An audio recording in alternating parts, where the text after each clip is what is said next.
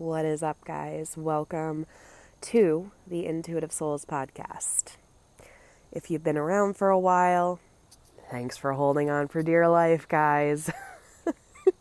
I appreciate your continued support, and I appreciate you guys more than you will ever know.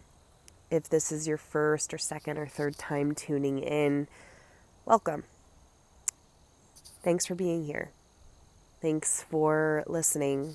Thank you for just being you and taking the step to find a podcast like this to elevate your mind, to raise your vibration, to begin to trust yourself and to begin to lean into your intuition. Because that's really what my intention was for this podcast when I decided to start it back in 2018, was just to create a space where people can find the tools and the tips and the wisdom to remember that you have so much power within you and that you really do hold all of the answers inside. And all you have to do is get out of your monkey mind and trust yourself. And you will begin to watch yourself blossom into someone that can take on the world. You know, that was the intention for this podcast way back when, and it still is. But during the process, during these 4 years, this podcast has also been a safe container for me and for my growth and for my healing journey, and a place where I can be vulnerable and share the things that I've experienced and the lessons along the way and how I have changed and I have transformed and I have learned and all of that. So needless to say, this podcast, this container really holds such a beautiful and empowered place in my heart and in my journey. And I'm so thankful for it. I really am. And today, again, this is an Erica-ism. I'm just kind of going to riff off of an idea or a thought that came to my head this morning. And that was that when it comes to life, and if you're listening to this podcast, you're probably on a similar path as me, where it's, continuing to learn, continuing to grow, continuing the journey, I guess, what we can call the path to enlightenment, and just always trying to become a better version of yourself, whether that is wiser or stronger or more empowered or kinder or more forgiving. Whatever it is, it's always, I wake up every day trying to learn something from the circumstances and the lessons and the conversations that I have with my clients and with myself and with my journaling and with my spiritual practice. And I think that intention, that simple intention of just every day just getting a little bit better, just a little bit better version of you. Again, whether that is patience, whether that is kindness, whether for yourself or to another person, whether that is wisdom, whether that is education. If you wake up every day with that simple intention to just make yourself just a little tiny bit better, trust me when I tell you, the power of compound interest, you're not going to recognize yourself in 6 months. I guarantee you that. And today, I was thinking about the journey, this game called life. Holy hell. And I was thinking about all of the teachers and all of the books and all of the courses and all of the programs that I've taken, and as much wisdom and knowledge and strategies that I've learned throughout those programs and throughout those investments. The best teacher I have ever in my life had was life itself. It was the circumstances that I have found myself in.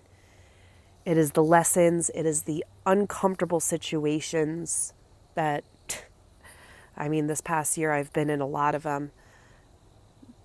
Those are the greatest teachers for me. They're the greatest teachers for everyone. Even if it doesn't feel like it. Even when you are so incredibly uncomfortable. Even when you feel like your heart is going to break. Even when you feel like you are so stuck in the mud. Even when you feel like you have absolutely no faith in something. Those are the best teachers. The best teachers are our circumstances. They are the realizations.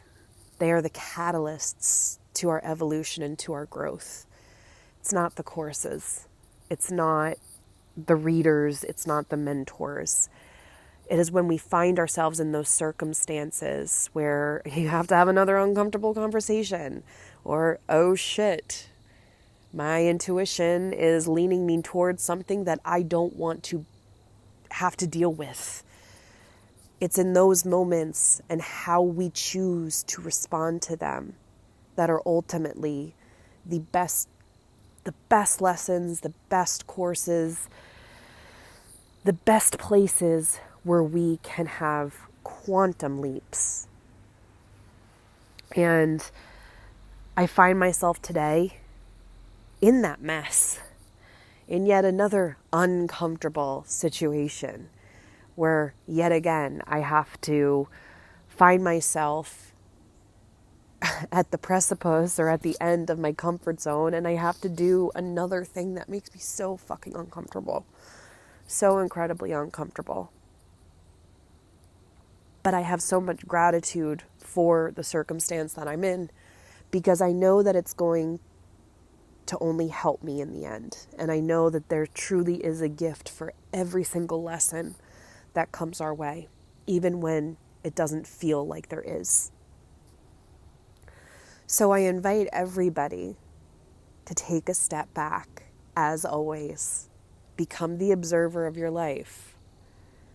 I can guarantee you that if you just watch your life, observe your life, rather than be in your life, be in your feelings, be in your emotions, you are going to begin to understand that the lessons that you are meant to learn in this life have been within your personal relationships, have been in those uncomfortable circumstances that you find yourself in, whether you were 18 years old or 40 years old.